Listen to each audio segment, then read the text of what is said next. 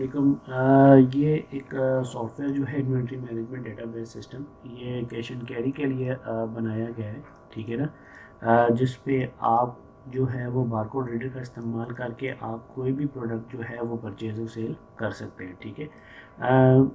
इसमें एम्प्लॉय की इंफॉर्मेशन, जिसमें आपका एचआर से मैनेजमेंट जो रिकॉर्ड है, ठीक है ना, वो मैनेज हो सके, ठीक है।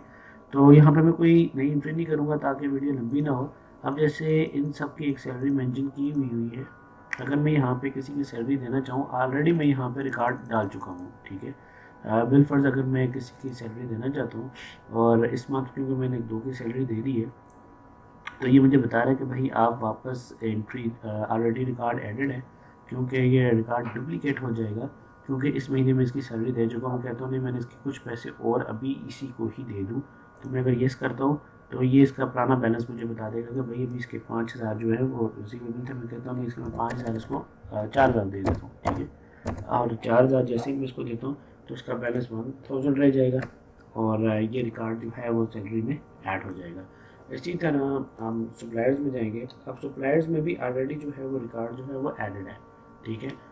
यहाँ पे मैंने 2 सप्लायर्स डाल दिए हैं, एक अपना नाम है और एक नुमान का नाम यहाँ पे मैंने डाल दिया। सो इस सप्लायर से हमने जो है वो स्टॉक परचेज़ करना है, ठीक है। स्टॉक परचेज़ करने से पहले हम प्रोडक्ट डालेंगे। प्रोडक्ट भी यहाँ पे मैं मेंशन कर चुका हूँ। यहाँ पे मैंने कुछ रिकॉर्ड्स वगैरह डाल दिए हैं। मैं फिर भी एक रिकॉर्ड एक चीज़ आपको बताना चाहूँगा कि यहाँ पे आपके पास कुछ ऐसे कस्टमर आते हैं जिनको आप होल सेल प्राइस पे चीज़ें देते हो और किसी को आप रिटेल प्राइस पे जो है ना वो आप सेल करते हो। बिलफर्ज यहाँ पे मैंने प्रोडक्ट्स की होल सेल इंफॉर्मेशन और रिटेल सेल इंफॉर्मेशन मैंने यहाँ पे दोनों डाल दी है। और अगर मैं यहाँ पे इसको अगर मैं चेक करूँ क्या ये रिकॉर्ड की डुप्लीकेशन है कि नहीं, एरर देगा कि नहीं देगा। अगर एरर नहीं देता तो ठीक है, हमारा कोड भी प्रॉपर वर्क कर रहा है और हमारा ये फॉर्म भी प्रॉपर वर्क कर रहा है। मैं जब जैसे यहाँ पे क्लिक करता हूँ तो देखें इसने मुझे बता दिया कि भाई वैल्यू जो है वो डुप्लीकेट है। आप ऑलरेडी इस बारकोड नंबर के अगेंस्ट कोई आइटम जो है वो आप डाल चुके हैं, ठीक है। सो ये है कि इसमें किसी तरह का कोई भी एरर नहीं है। ये प्रोडक्ट लेजर्स क्या हैं इसके बारे में मैं बाद में बताऊँगा आपको। पहले हम स्टॉक परचेज़ करते हैं। स्टॉक परचेज़ किया फ़ारूक अली शाह। अब यहाँ पे होता ये है कि बाज़ लोगों को ऐसा होता है कि वो जो सप्लायर का नाम डालें उसी से ही रेलिवेंट जो है उसकी प्रोडक्ट जो है वो ओपन होनी चाहिए, किसी और की प्रोडक्ट सामने नहीं आनी चाहिए। लेकिन ये एक ऐसा सॉफ्टवेयर है और आपका काम ऐसा होता है कैश एंड कैरी में, क्योंकि सेम बारकोड नंबर के साथ आप जो है आइटम जो है वो मंगवा रहे होते हो आप डिफरेंट सप्लायर से, ठीक है ना। तो इसी वजह से फिर यहाँ पे मैंने ये चेक नहीं डाला। जैसे अभी मैंने ईयरबड्स हैं, मैं ये कहता हूँ मैंने ये 56 क्वांटिटी के हिसाब से परचेज़ किए हैं और यहाँ पे मैं जैसे और प्रोडक्ट्स वगैरह यहाँ डालता हूँ, ठीक है। ये मैं कहता हूँ मैंने 55 परचेज़ किए हैं और ये भी मैं कर देता हूँ 45 एंड देन यहाँ पे मैं डाल देता हूँ ये, ठीक है।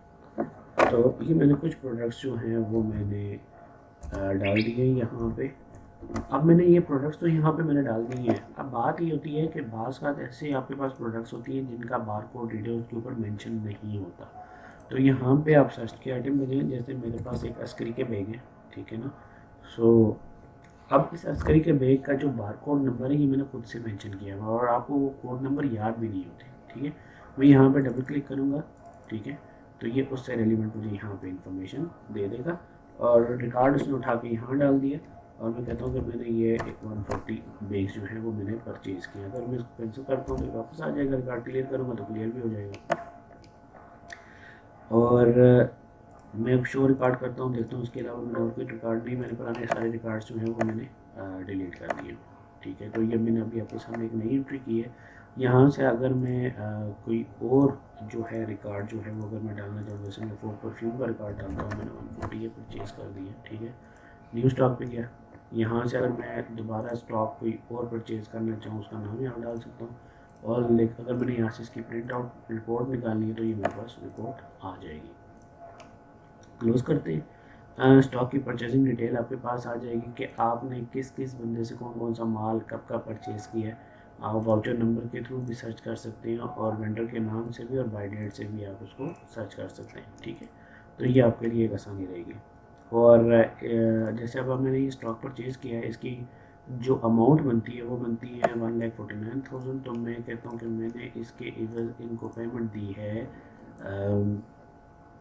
हालांकि 1,49,000 बननी चाहिए, लेकिन ये 1,24,360 दे रहा है। अब ये मुझे नहीं पता ये क्यों दे रहा है। मैं इसको चलो चेक कर लेता हूँ। मैं 1,20,000 दे देता हूँ।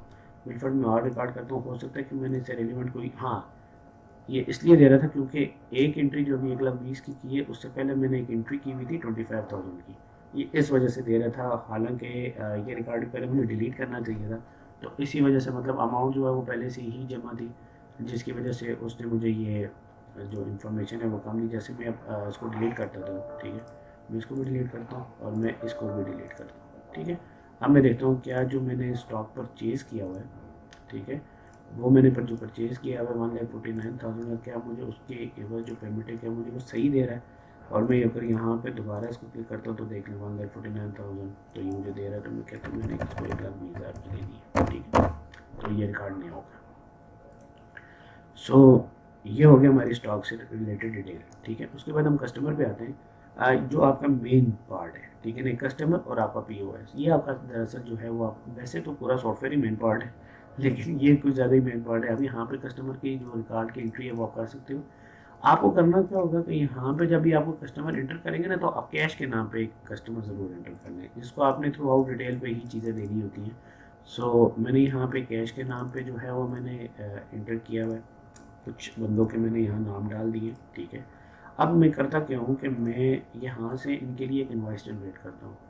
अब यहाँ पे मैंने आपको पहले ही एक चीज़ मेंशन की हुई थी कि प्रोडक्ट में जब आप कोई चीज़ सेल आउट कर रहे होते हो, या तो वो होलसेल प्राइस में दे रहे हो या रिटेल में। इसी तरह जब आप कस्टमर में इनका रिकॉर्ड जब अगर आप चेक करेंगे तो आपको पता चल जाएगा कि भाई जो कैश है वो रिटेल में जा रहा है। ये जो मोहसिन भट्टी नाम का लड़का है, इसको भी मैं रिटेल में ही दे रहा हूँ, ठीक है, लेकिन जाता है कभी कभार ये माल क्रेडिट में चला जाता है, जिसकी वजह से मैं इसको यहाँ पे रिटेल में रखा हुआ है। कश्मीर फूड है, ठीक है, ये एक बड़ी कंपनी है जो मुझसे माल लेके जाती है, लेकिन ये होल सेल पे लेके जाती है।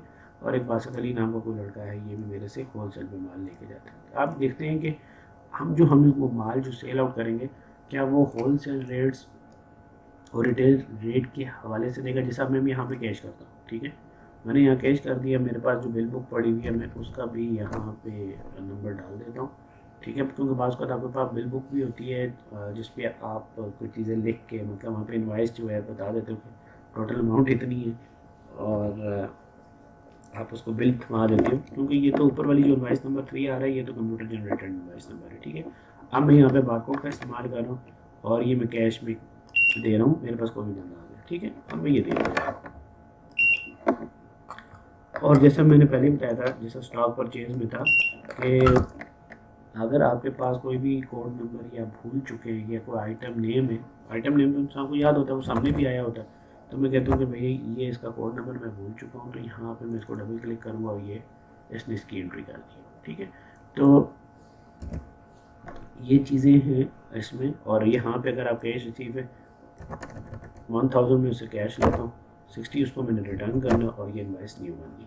अगर आप यहाँ पे देखें कि ये सारे रिटेल रेट है, ईयरबड्स का भी, हेयर जेल का भी, ठीक है ना, 122.50। अब मैं ये होल सेल पे देता हूँ इस बंदे को, ठीक है, और ये 696 है। पर हाँ ठीक है, माल जो है वो क्रेडिट में, मैं इसको क्रेडिट करता हूँ तो ये वैसे भी इसको यहाँ से डिसेबल कर देगा। अब मैं देखता हूँ कि इसको ये कितने सेल करेगा, ठीक है, वो देखा अभी इसको 85 में दे रहा है। और मैं यहाँ पे आगे क्वांटिटी मेंशन नहीं कर रहा क्योंकि होलसेल में एक ही क्वांटिटी नहीं जाती, होलसेल में जाती है तो तकरीबन बल्क में आपका सामान जाता है।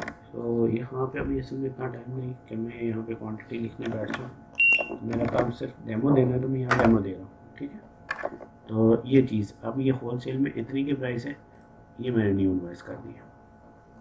और इसी तरह एक बासत अली का बना देते हैं, ठीक है, बासत अली का बनाता हूँ, यहाँ पे मैं इसको यही चीज़ें देता हूँ, ठीक है। तो बारकोड का फ़ायदा ये है कि यह आपको मतलब बार बार आप क्लिकिंग से बच जाते हैं, नंबर डालने से बच जाते हैं, टाइपिंग से बच जाते हैं, तो ये बारकोड का एक सबसे बड़ा फ़ायदा होता है, ठीक है। सो न्यू इन्वेस्ट चले गए, यहाँ पे क्लोज कर दिए। बिल फर्ज अगर आप किसी ने पेमेंट करनी, किसी कस्टमर ने, कस्टमर पे आएंगे, पेमेंट्स पे आएंगे, ठीक है, जैसा अभी बासत अली का जो बनाया था 815 का, वो हमें दे के गया है तकरीबन 120 रुपये, ठीक है। सो मैं वापस आता हूँ और मैं कश्मीर फूड का बनाता हूँ। इन्होंने भी मुझे दिया है तकरीबन पेड स्टेटस जो है वो इनका कैश है, और इन्होंने मुझे दिया है 250 रुपये टोटल, ठीक है। तो ये आपके पास जो है वो इनका लेजर जो है वो भी मेंटेन होता जाएगा। पहले हम प्रोडक्ट पे जाके प्रोडक्ट का लेजर देखते हैं, ठीक है।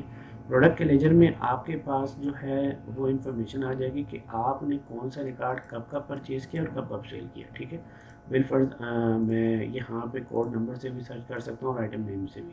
अब मैं कहता हूँ कि भाई मैं ये चेक करना चाह रहा हूँ कि मैंने कब परचेज़ किया और कब कब सेल किया, तो उससे रिलेवेंट मेरे पास एक पूरा लेजर आ जाएगा कि भाई 580 मैंने परचेज़ किया, एक अभी तक सेल किया, तो मेरे पास बैलेंस क्वांटिटी भी ये साथ साथ शो कर देगा। जब आप स्टॉक पे क्लिक करेंगे तो यहाँ पे भी आपको आपका जो रिमेनिंग बैलेंस है वो आपको शो करता जाएगा। इसी तरह आपके पास कस्टमर का और सप्लायर का लेजर भी आ जाएगा, ठीक है। जब आप लेजर्स में जाएंगे तो ये सप्लायर से रेलिवेंट इन्फॉर्मेशन, और आपने उसको कितनी पेमेंट की है तो ये उसका सप्लायर का लेजर आ जाएगा। और कस्टमर पे जाएंगे तो आपके पास कस्टमर का भी लेजर आ जाएगा। अब इसमें जो एक चीज़ मिसिंग है वो है डैशबोर्ड की, जो इंशाल्लाह मैं आगे बना लूँगा, क्योंकि मैंने जिनके लिए ये बनाया है उन्होंने कहा है कि मुझे डैशबोर्ड की ज़रूरत नहीं है, उनको बस यही चीज़ें चाहिए थी।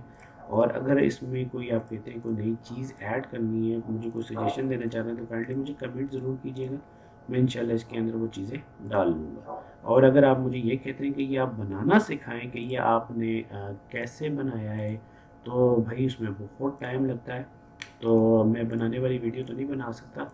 लेकिन ये है कि मैं ये इसका लिंक दे दूँगा यूट्यूब का, और साथ में मैं अपना व्हाट्सएप नंबर दे दूँगा। अगर आपको ये सॉफ्टवेयर मुझसे परचेज़ करना है तो मैं आपको ये ज़रूर सेल करूँगा विद सोर्स कोड, और इसको मैं ओपन सोर्स खुला छोड़ दूँगा, ठीक है, ताकि आप इसको सीख सकें और ख़ुद भी बना सकें कि ये कैसे बना हुआ है, ठीक है। इसमें फ़िलहाल कोई एरर नहीं है किसी तरह का, और तमाम बटन्स हर चीज़ प्रॉपर वर्क कर रही है। ये जो ब्लैंक एरिया आप देख रहे हैं ये शॉप का लोगो और नाम यहाँ आप डाल दें, और इस फुटर में आप अपनी शॉप का एड्रेस डाल दें। इसी तरह ही ये ऑटोमेटिकली आप जब रिपोर्ट्स वगैरह कहीं देंगे तो वहाँ पे भी आपको यहाँ पे शो हो जाएगा, ठीक है। क्योंकि मैंने अभी इसके अंदर एक बटन बनाना है आपकी दुकान के नाम का, इंशाल्लाह जब मैं वो बनाऊँगा और आप जब उसमें अपना लोगो वगैरह डालेंगे तो ऑटोमेटिकली जब आप कोई भी प्रोडक्ट्स जो हैं जब आप प्रिंट आउट करवा रहे होंगे तो यहाँ पे आपका लोगो और यहाँ पे फुटर पे आपका एड्रेस ऑटोमेटिकली आ जाएगा, ठीक है। तो ये चीज़ मैं कर लूँगा, और अभी तक के लिए इतना ही। अगर आपको ये वीडियो पसंद आई है तो ज़रूर लाइक कीजिएगा और कमेंट में मुझे ज़रूर बताइएगा कि आपकी क्या सजेशंस हैं, ठीक है। तो फ़ी अमान अल्लाह, अल्लाह हाफ़िज़।